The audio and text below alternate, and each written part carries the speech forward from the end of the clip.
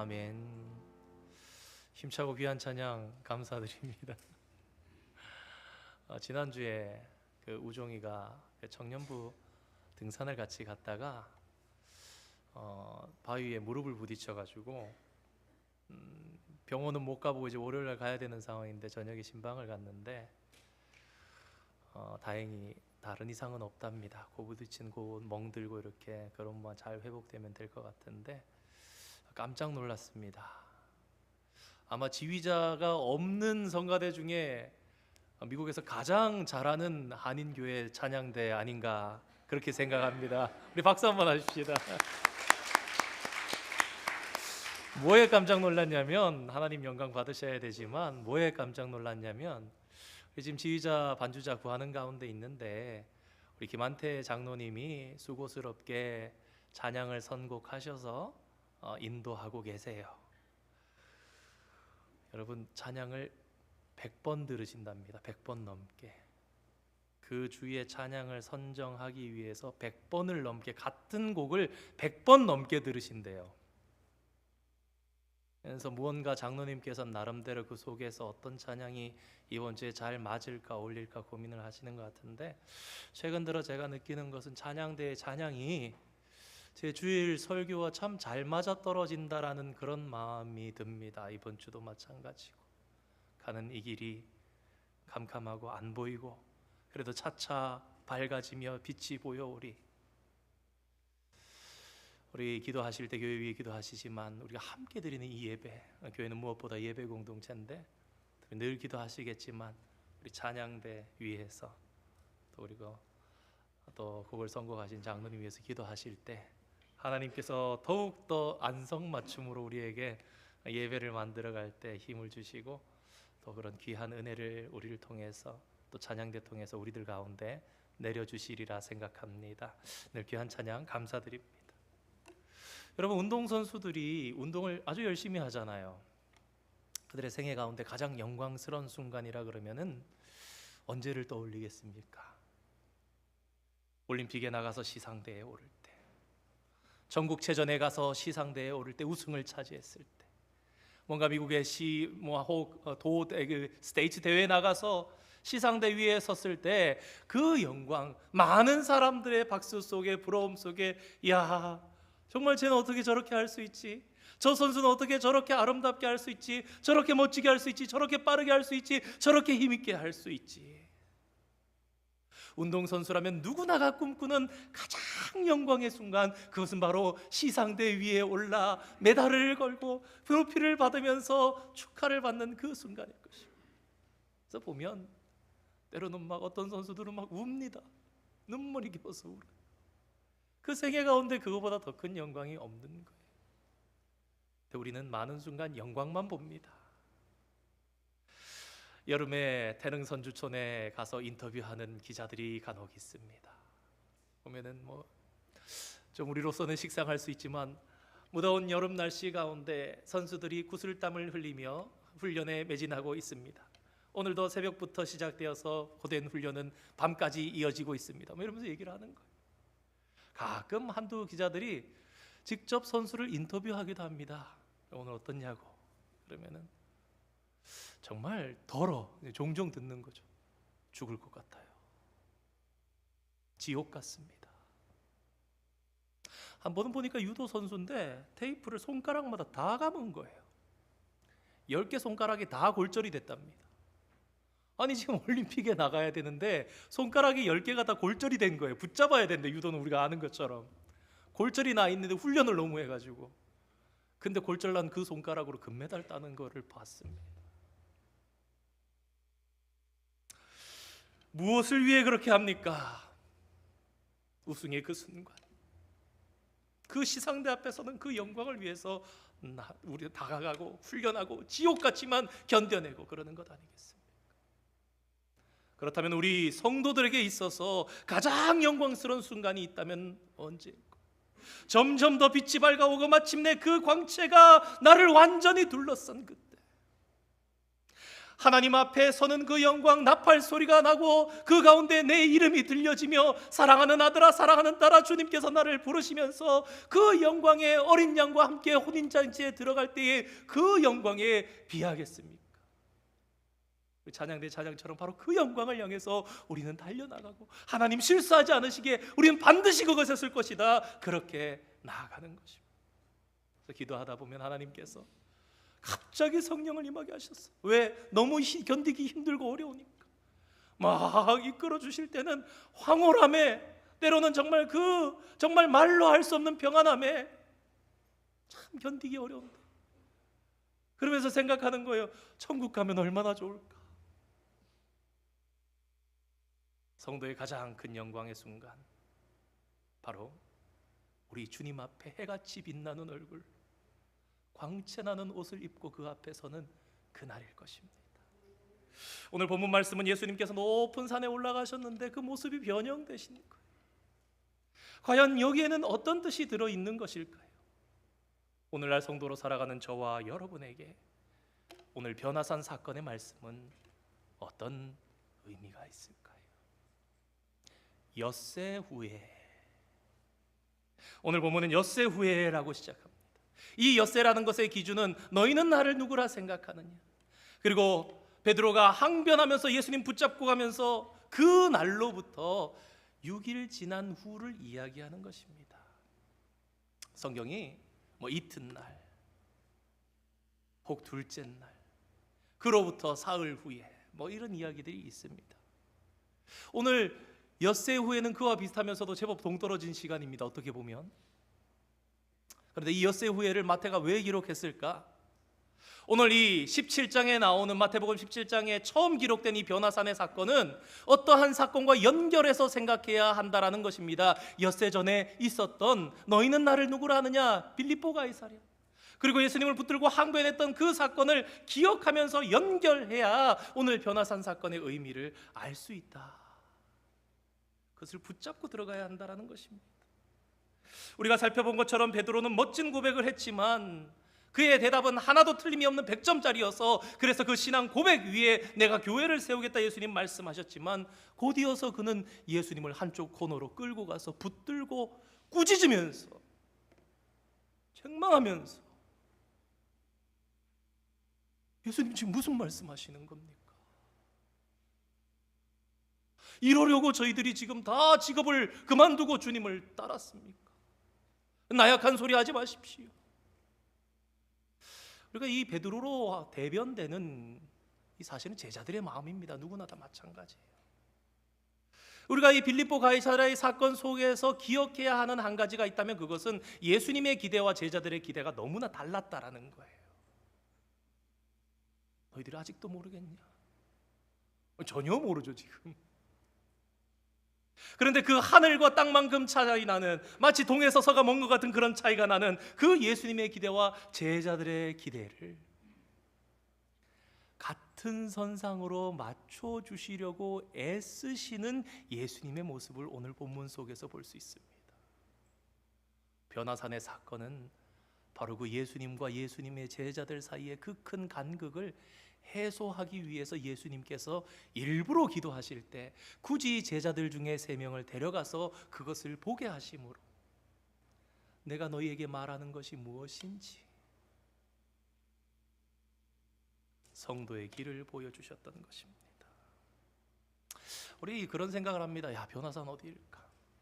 혹 성도님들 중에 성지순례를 가시기도 합니다만 만약에 갔는데 이스라엘에 도착해서 갔는데 이 산이 바로 그 예수님께서 변형되셨던 그 산입니다. 그러면 가슴에 막 벅차오르겠죠. 야, 여기서 기도하실 때 해같이 빛나셨구나. 사실 이 변화산이 어디냐 그게 그렇게 중요한 것은 아닙니다. 중요했다면 더 잘 알 수 있게 말씀해 주셨을 것입니다. 전통적으로 변화산은 아마도 다볼산이었을 것이다. 가버나움 근처에 있는.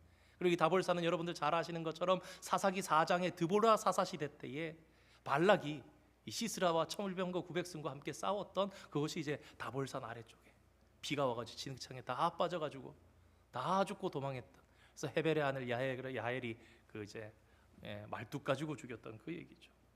그런데 최근에 와서는 빌립보 가이사랴 근처에 있는 헐몬산, 우리가 잘 아는 만년설로 덮여 있는 헐몬산으로 추정합니다. 왜냐하면 빌립보 가이사랴로부터 6일 후였다라는 말씀, 그리고 지리적으로 볼 때에 이게 헐몬산의 산 기슭에 있는 도시가 이 빌립보 가이사랴라고 합니다. 아마 그럴 것이다. 만년설이 있는 높은 산이니까. 아무튼 그러나 그것이 그렇게 중요한 것은 아닙니다. 그러나 우리가 한 가지 붙잡고 가야 할 키워드가 있다면 바로 산이라는 것입니다. 이미 앞서서 한두 차례 말씀드린 것처럼 유대인들은 산을 중요하게 생각했습니다. 그리고 유대인들에게 복음서를 쓴 마태는 그 산의 이미지, 그 산의 신성성을 그대로 가져다 썼습니다. 대표적으로 마태복음에서 나오는 산의 이미지는 마치 모세가 율법을 받았던 것처럼 예수님께서 산에서 말씀을 가르치시고, 이후에 18장에 보면은 어린 양들을, 양떼를 중에서 그 100마리 양 중에 한 마리 양을 찾기 위해서 목자가 떠나는데 99마리의 양을 산에 두고 찾아가시는 그런 모습이 나오고, 마지막으로 마태복음 28장에 이 지상 명령, 너희는 내 증인이 되라, 볼지어다 내가 세상 끝날까지 너희와 함께하리라, 그 말씀하실 때 지시하신 한 산에 이르러라고 얘기합니다. 그만큼 마태복음은 산을 중요하게 생각했는데 유대인들이 생각하는 산은 거룩한 곳이요, 하나님을 만나는 곳이요, 그런 긍정적인 이미지를 가지고 있습니다. 그런데 오늘 본문은 높은 산이다. 여러분, 더 높으면요 더 좋겠죠. 왜요? 하나님과 더 가까운 곳 아닙니까? 하나님과 더 가까운 그곳, 하나님의 영광과 임재가 있는 바로 그곳에서 예수님께서 기도하셨는데 용모가 변형되시고 뭔가 의미가 더 맞아 떨어지는 것 같습니다. 앞서 말씀드린 것처럼 오늘 본문의 사건은 마태복음 16장 마지막의 사건과 연결해서 봐야 됩니다. 그런데 여러분 기억하십니까? 그래도 너의 뜻과 내 뜻이 다르다 할지라도 그래도 너는 그런 너 자신까지도 부정하고서라도, 너 자신까지도 부인하고서라도 너는 자기 십자가를 지고 나를 따라와야 돼.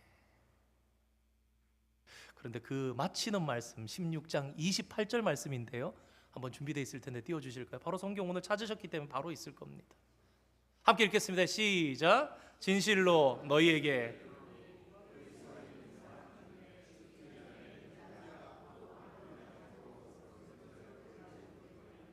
아멘. 여러분, 우리는 제자들의 상황을 잘 알고 오늘 본문으로 들어가야 됩니다. 제자들이 얼마나 헷갈렸겠습니까? 방금 혹시 28절 말씀을 읽으면서 느끼셨습니까? 6일 전에, 엿새 전에 예수님께서는 빌립보 가이사랴에서 너희는 나를 누구냐 하느냐 할 때 베드로가 대답하니까 잘했어 라고 칭찬하셨단 말이에요. 밝히 드러내시면서 내가 메시아야 라고 얘기를 하셨습니다. 그런데 예수님께서 곧이어 뭐라 그러십니까? 나는 죽을 거야. 제자들의 입장에서, 베드로의 입장에서 말도 안 되죠. 그래서 붙들고 항변하면서 주님 왜 그렇게 나약하신 말씀을 하십니까? 걱정하지 마십시오. 저희들이 절대 그렇게 되지 않도록 지키겠습니다. 그러니까 예수님이 사탄아 물러가라, 너는 나를 넘어지게 하는 자로다. 하나님의 일을 생각하지 않고 사람의 일을 생각하는도다. 완전히 100점짜리라고 칭찬받다가 완전 꾸중독고적이 돼. 그러는데 예수님께서 그날 그 말씀 마치실 때 어떠한 주제로 말씀 마치셨냐? 야, 내가 왕권을 가지고 올 거야. 다시 정리해 보겠습니다. 자, 수많은 기적들을 막 일으키셨어요. 야, 이분 대단한 분이야. 그러다가 가이사랴 빌립보에 이르러서 그렇게 밝히 말씀하신 거예요. 내가 메시아야. 칭찬하시면서. 그랬는데 곧이어서 항변하는 베드로를 향해서 너 사탄의 일을 하는구나. 지금 사람의 일을 생각하지 말고 하나님의 일을 생각해. 너 자신을 부인하고 나를 따라와. 그랬는데 그 지나고 나서 야, 근데 내가 왕권을 가지고 올 텐데 지금 서 있는 너희들 중에 그 모습을 볼 사람도 있을 거야. 그리고 6일 후에 예수님의 모습이 변형되셨단 말이에요. 해같이 빛나서 바라볼 수가 없고 옷이 막 새 복음서를 마태, 마가, 누가복음 다 넣었는데 막 광채가 나서 옷이 사람이 빨래해서 희게 할 수 없는 그런 차원과는 다른 차원에 지금 여기에 제자들이 서 있는 거예요. 최근 며칠 동안의 일들이란 말이에요. 이게 무슨 소리야 지금 도대체? 아니 그 예수님은 지금 죽으신다는 거야? 안 죽으신다는 거야? 지금 우리 계속 따라가야 돼 말아야 돼? 지금 우리 잘하고 있는 거야 못하고 있는 거야? 죽으시는 거야 왕권 가지고 오시는 거야? 이게 대체 어떡하란 말이냐? 이게 바로 이 제자들의 상식선에서 바라볼 때에 제자들의 그런 마음이에요. 이렇게 보니까 아닌 것 같은데 또 보니까 맞는 것 같고, 이렇게 보니까 맞는 것 같은데 또 며칠 뒤에 보니까 아닌 것 같고. 보통 오늘 본문의 변화산 사건을 바라보는 성도들의 대부분의 마음은 이 정도 이해에서 크게 벗어나지 않습니다. 당연하지. 예수님이잖아. 예수님이시니까 원래 하늘에 계셨던 그 영광된 모습을 잠시 보여주신 거지. 여러분들도 대부분 아마 그렇게 생각하고 계실걸요. 그 뭐 어려운 일인가? 잠깐 그 영광의 모습으로 잠깐 보여주신 것 아닌가? 그런데 만약 저와 여러분이 그렇게 생각한다면 오늘 본문의 의도, 마태의 의도뿐만 아니라 예수님의 의도 또한 완전히 잘못 해석한 것입니다. 오늘 본문의 변화산 가운데서 용모가 변하셔서 얼굴에 광채가 나고 옷에서 빛이 났던 이 사건은요, 신이신 예수님께서 변모하신 모습을 보여준 것이 아니라 철저하게 사람이신 예수라는 사람이 기도하시는 중에 그 모습이 변하셨는데, 그 얼굴이 햇같이 빛나고 옷이 빨래해서 휘어질 수 없는 그런 광채가 나는 옷이 되는 것을 제자들이 봤다라는 것입니다. 그래서 마태복음 16장 28절에도 그냥 인자라고 얘기를 하는 거예요.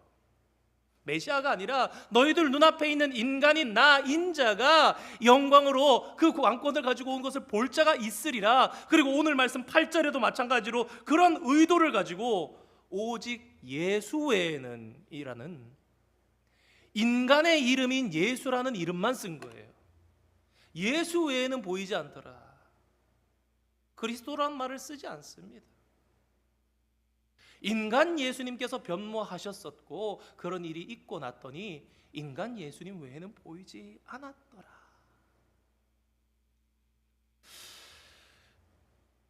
호련히 빛난 구름 속에서 음성이 들립니다.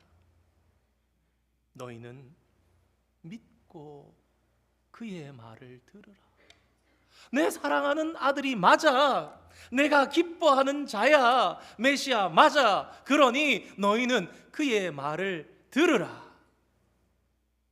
이게 사실은요, 심플하게 이해하실 수 있게 말씀드려 보겠습니다. 16장, 17장, 18장은 마태복음의 산봉우리 같은 장이에요. 그 속에서 16장은 한마디로 한다면 예수님께서 교회를 세우심입니다. 예수님이 교회를 세우셨어요.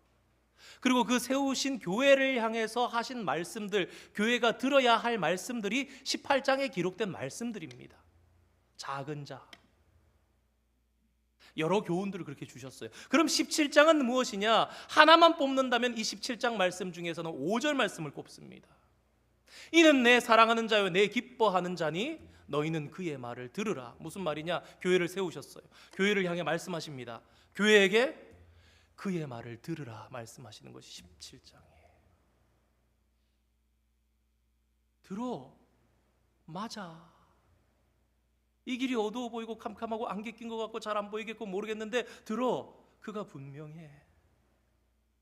헷갈리는 제자들을 위해서 예수님께서는 지금까지 아주 제대로 설명하셨습니다. 한 번도 잘못 설명하신 적이 없으셨습니다. 그러나 지금 제자들로서는 헷갈려도 이만저만 헷갈린 게 아니라 너무너무 헷갈리는 거예요.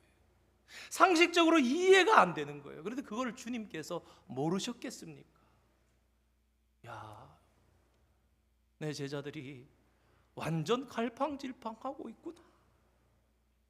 이 차이를 내가 극복시켜줘야지. 그래야 이들이 이기고 이 길을 끝까지 달려가지. 그래서 기도하는 곳에 친히 데려가셔서 굳이 또 졸고 꾸벅꾸벅 그러고 있다가 몽롱해가지고 쳐다보면서 아마 그랬을 거예요.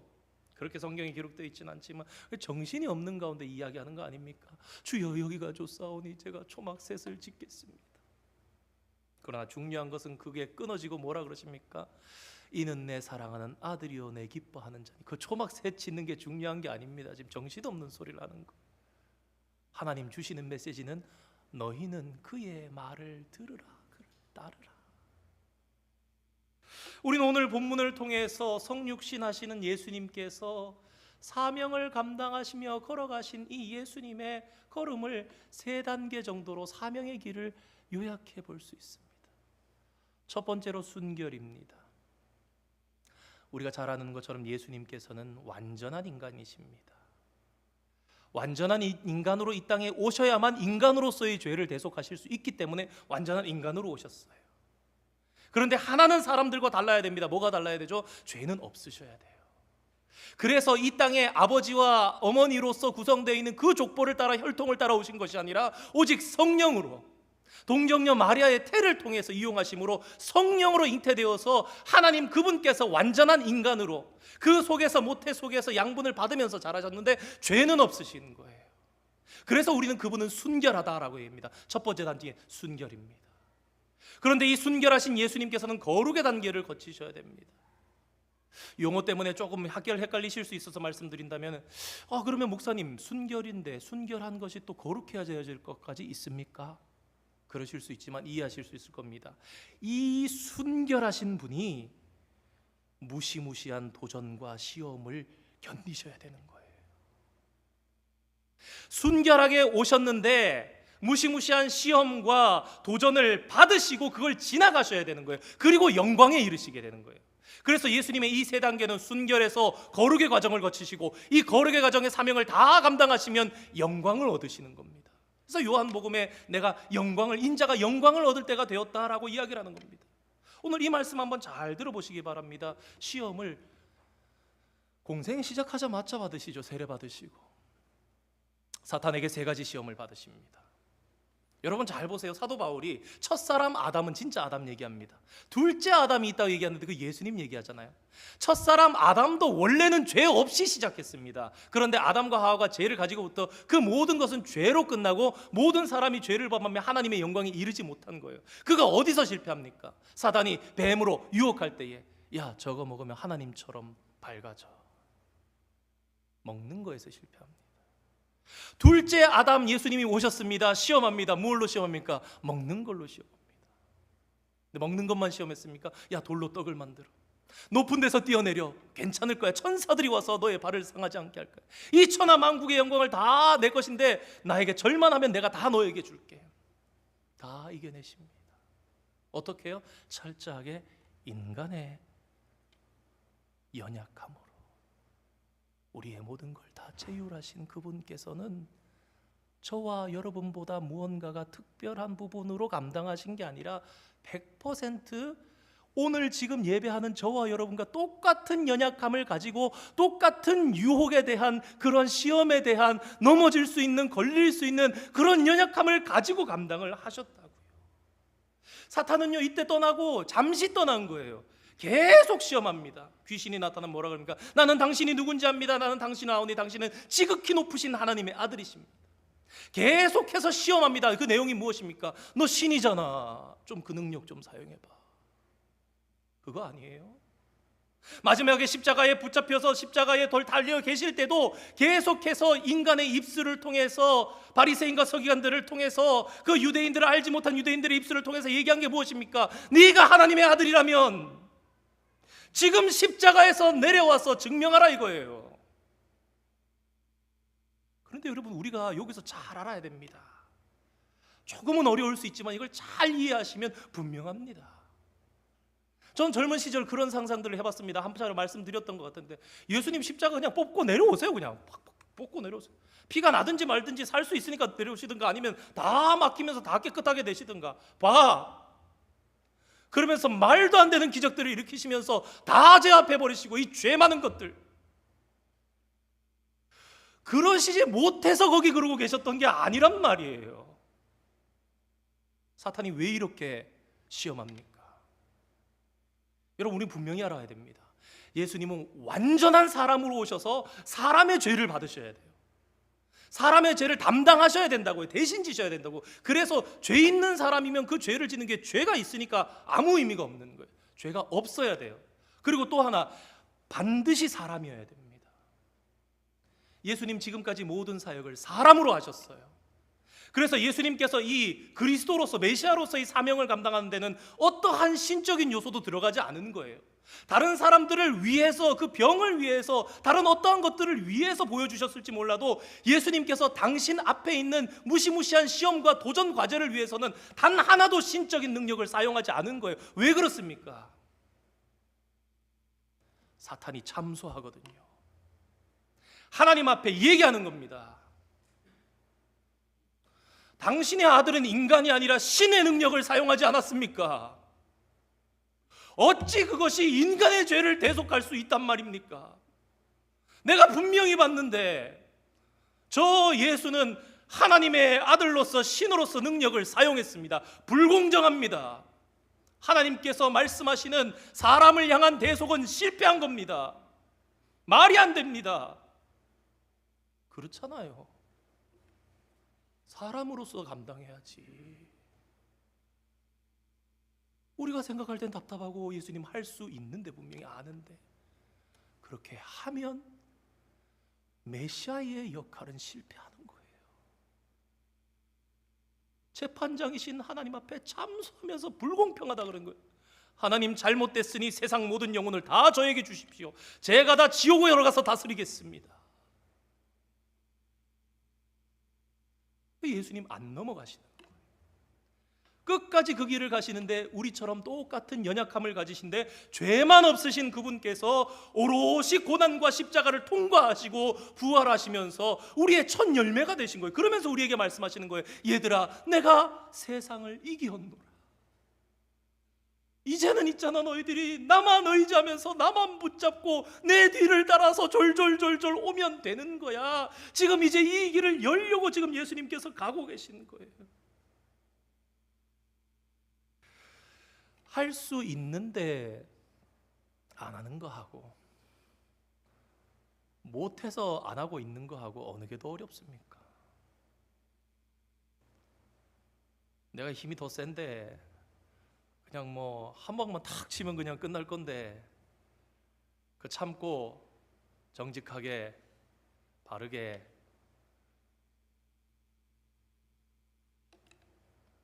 이러한 도전과 시험의 과정, 그러니까 거룩의 과정을 거치면 우리가 영광에 이르게 된다.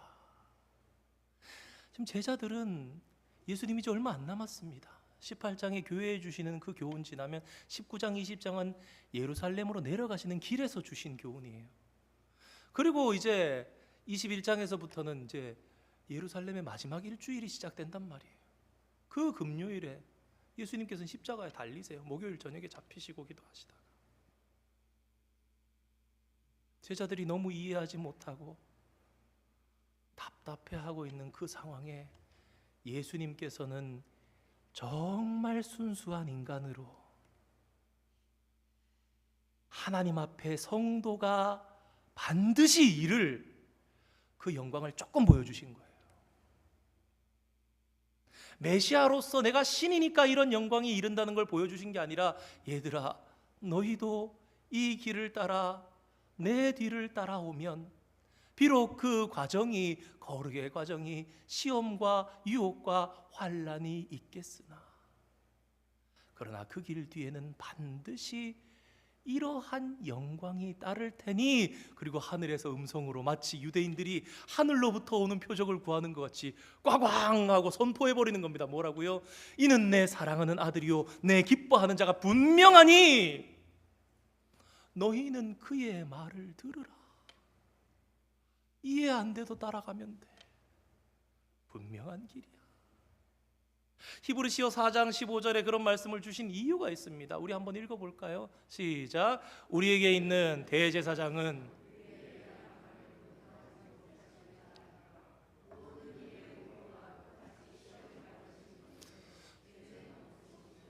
똑같이 시험을 받았어요.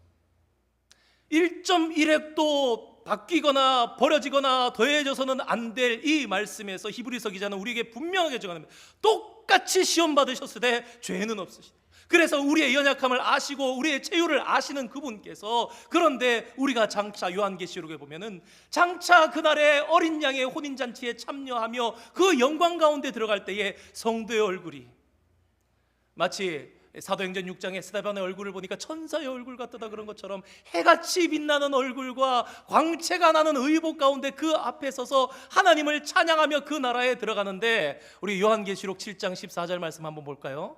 시작.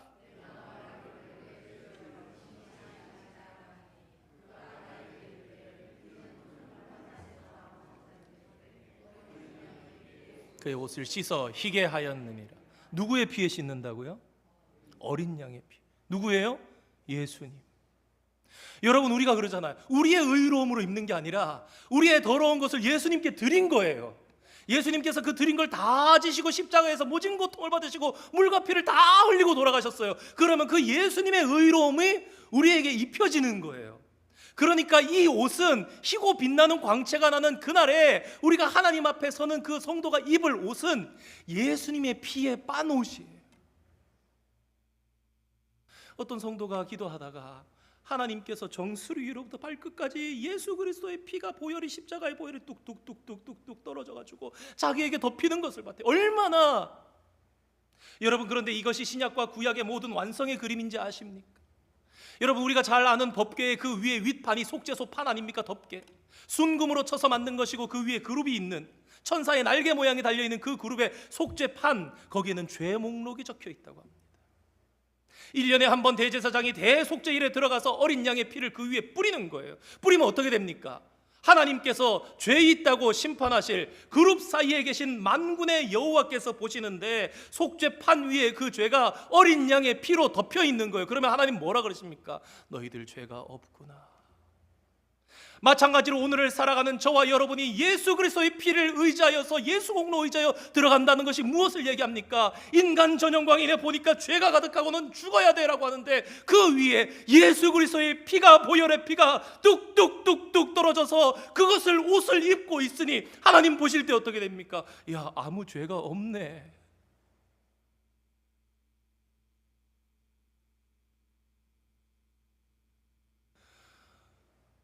예수님께서 이 길이 분명하니 너희 지금 헷갈려도 괜찮아.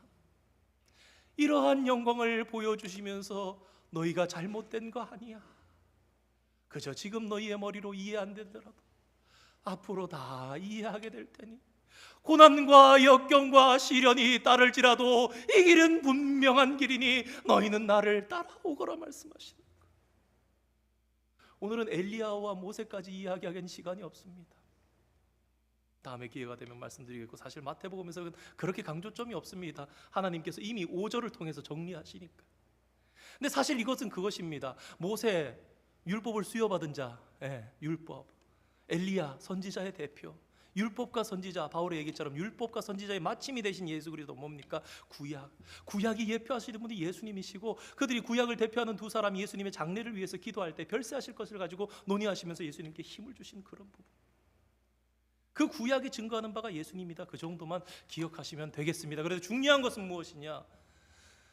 호련히 빛난 구름이 그들을 둘러싸고 그 안에서 소리가 났는데 예수님이 하나님의 아들이 분명하다는 거죠. 그리고 눈을 떴더니 예수 외에는 아무도 보이지 아니하는지라. 분명한 거예요. 그냥 따라가면 돼. 사랑하는 성도 여러분, 오늘 저와 여러분도 제자들처럼 얼마나 주님의 생각과 다릅니까? 주님, 이 길은 진짜 아닌 것 같아요. 이 길 정말 맞습니까? 말도 안 됩니다, 주여. 그러면서 항변할 때도 하나님의 음성이 들립니다. 이는 내 사랑하는 자요 내 기뻐하는 자니 너는 그를 따르라. 그의 말을 들으라. 사랑하는 성도 여러분, 마태복음 17장에 예수님께서 아직 시험과 고난이 남은 것처럼 여전히 저와 여러분의 삶 가운데는 마지막 주님 앞에 서는 그날까지 시험과 역경들이 부딪혀 올 것입니다. 그런데 그 길에 승리하신 예수님을 따라가면 그 길은 분명하고 완전하며 영광에 이르는 길이라고 오늘 말씀은 말씀하고 계십니다. 우리가요, 지금 사는 집이 아무리 좋아도요, 더 좋은 집으로 이사 가면요, 이 집 버리고 가야 됩니다. 몸이 두 개라서 내 몸을 딱 분신해가지고 둘로 나눠서 집 A, 집 B에 놔둘 수 있습니까? 우리가 아무리 자켓이 좋아도 이 자켓을 하나만 입지 두 개 입을 수 있습니까? 더 좋은 거 입으려면요, 더 멋진 거 입으려면요, 더 못한 건 내려놔야 됩니다. 계속해서 말씀드리는 것처럼 우리 주님께서 이끄시는 이 길은 행복을 위한 길이 아닙니다. 행복보다 더 가치 있는 것, 그래서 그것은 더욱더 우리 만군의 주 여호와 하나님과 가까운 친밀함. 그런데 질그릇 안에 보배를 가진 것처럼 그것은요, 내 주 예수 그리스도를 아는 지식이 가장 고상한 것처럼 그것은요, 다른 거랑 바꿀 수가 없는 거예요. 그게 뻔한데 내 아들에게 이만한 다이아몬드를 주려고 하는데 자꾸 저기 있는 조그마한 뭐 사금이나 캐로 다니고 있는 그런 불쌍한 인생들을 위해서, 야, 거기 아니고 여기야. 우리 메릴랜드주 대표하는 우리 블루크랩 있지 않습니까? 개. 갑각류는요, 아무리 자기의 뼈대가 좋고 이 껍질이 딱딱하고 좋아도요, 성장하려면 반드시 그것을 벗어야 됩니다. 한 번씩은 며칠 동안 고생을 하면서 그 껍질을 벗고 나면 속껍질이 아직 단단해지지 않아서 여물어질 때까지 며칠을 웅크리고 기다리면서 안전해지길 기다리면서 그럽니다. 왜 그렇습니까? 그래야 성장하거든요. 내 몸이 더 크려면 그대로 있으면 안 되고 성장을 해야 되는 거예요. 그럼 그 위기를 지나야 되는 거예요. 그러나 분명한 것은 그 이전 껍질보다 이 껍질은 더 크고 더 단단하고 좋다라는 것입니다. 사랑하는 성도 여러분, 고난이 따른다 해도 우리가 가는 이 길은 분명한 길입니다. 그리고 그 길 끝에는 예수님께서 우리를 맞으며 한없는 영광 가운데로 우리를 들이시는 것입니다. 그렇기에 우리는 이 길을 가면서 의심하지 말고,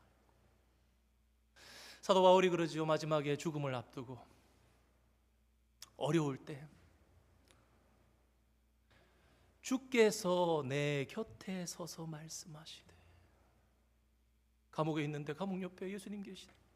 일제시대 때 우리 조상들이 감옥에 갇혀서 모진 고문을 당할 때 그런 환상을 봤다 그러죠. 내가 채찍질을 맞는데 옆에 예수님 같이 채찍을 맞고 계시고, 내가 고문을 당하고 있는데 옆에 예수님 같이 고문을 당하면서 물끄러미 쳐다보면서 아들아 힘들지, 딸아 내가 함께, 그래도 너와 함께 있다. 이 길 끝에는 말로 할 수 없는 영광이 있습니다. 지난 금요일 날 성경 공부하는데 성도님 한 분이 그러세요. 목사님, 저는요 처음 방언받고 예수 믿을 때 그때 너무너무 영광스러운 그 영광, 그 찬양을 체험했는데 다시 한번 그것 좀 체험해봤으면 좋겠다고. 그래서 오늘 성도님 이 말씀을 한번 들어보시기 바랍니다. 그러면서 그런 말씀을 드렸어요. 성도님께는 그것이 붙잡고 나갈, 마치 오늘 변화산의 그 체험처럼 분명한 그 영광을 향해서 나아가는 하나님께서 주신 귀한 체험인 것 같습니다. 흔들림 없이 붙잡고 나갈 때 그 영광에 이를 것입니다. 그러므로 하나님께서 보장하시고 확실하게 말씀하신 우리의 믿음의 길, 이것은 너무나 분명하고 명확한 길입니다. 그러기에 저와 여러분이 인생 가운데 지금 혹 얼마나 어렵고 혹독한 시련 가운데 있다 할지라도 이 길이 맞으니 예수님의 음성 들으시면서 힘들어도 어려워도 때로는 이해가 되지 않아도 주님 붙잡고 나아가 승리하여 영광에 이르는 저와 여러분 다 되시기를 주님의 이름으로 축원드립니다. 우리 함께 찬양하겠습니다. 비바람이 앞길을 막아도, 가사의 내용을 생각하시면서 말씀을 생각하시면서 우리 함께 잠깐 고백했으면 좋겠습니다.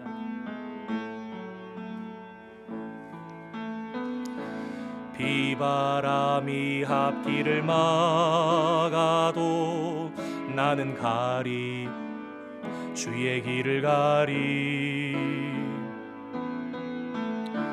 눈보라가 앞길을 가려도 나는 가리, 주의 길을 가리.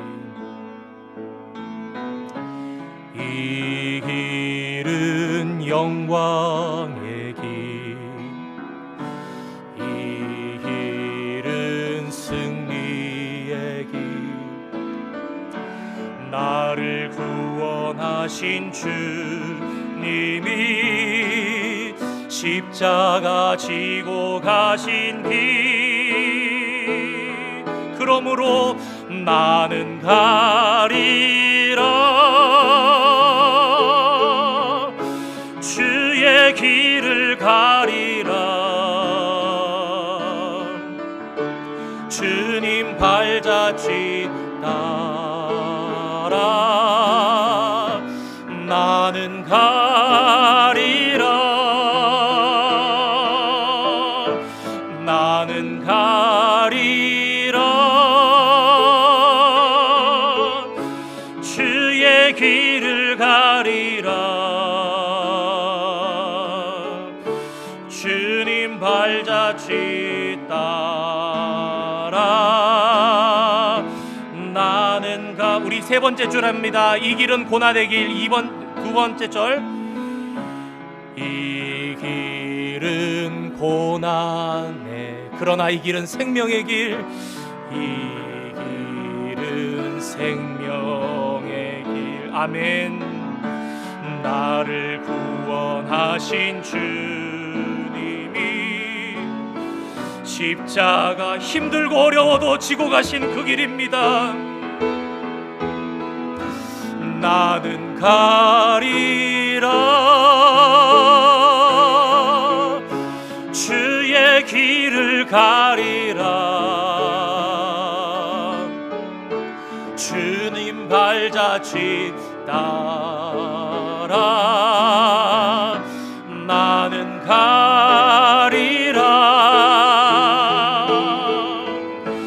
나는 가리라, 주의 길을 가리라, 주님 발자취 따라 나는 가리라.